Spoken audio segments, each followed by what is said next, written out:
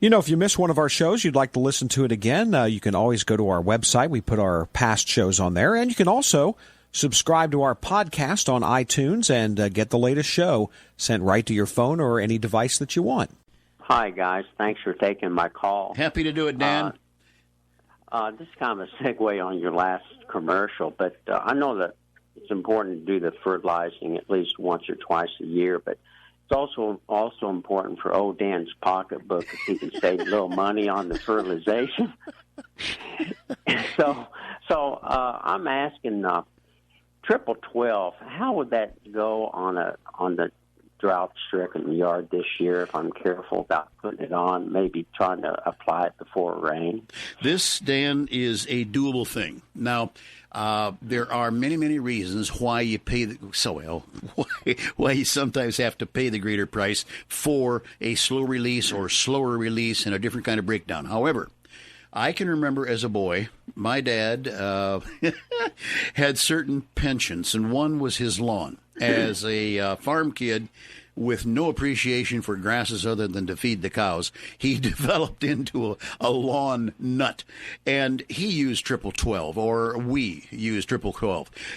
It can be done. Now, there are reasons to save, and we all are painfully aware of those. But then there's a matter of the caution. You did mention that you would go to put it down before a rain, and that's okay. That hopefully then will be a significant rain.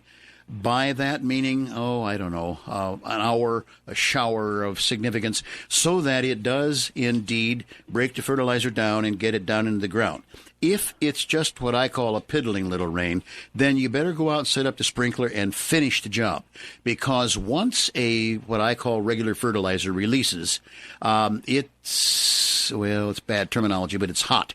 It can conceivably burn if it's not washed on down through the roots and dissipated, or let's just say dispensed more evenly. Dissipate's the wrong word. We want a good green lawn, not a dissipated one.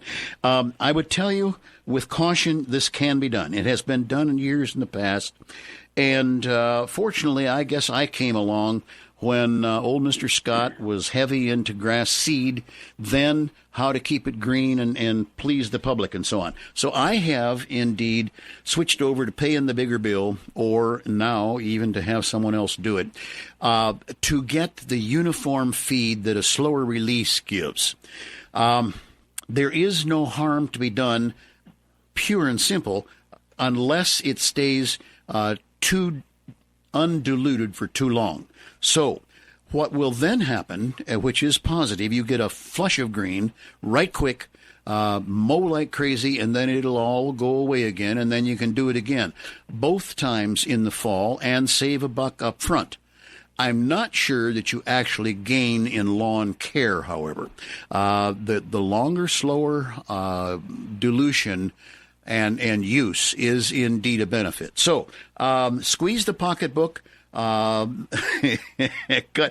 back on one of the groceries or whatever, so that you can do whatever you choose, because your question can be answered in a positive way, but do use super caution, because a triple 12 by and large is meant for corn. Plant the seed, get a little bit of moisture, get the fertilizer on there, and kabam!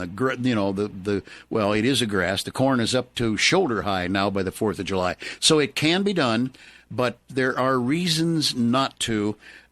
If you are prudent, and you and I have talked often enough to know that you are, I'd say you can get away with it. The average guy that wants to go out and slam it down before the football game today is probably not the one to try the triple 12.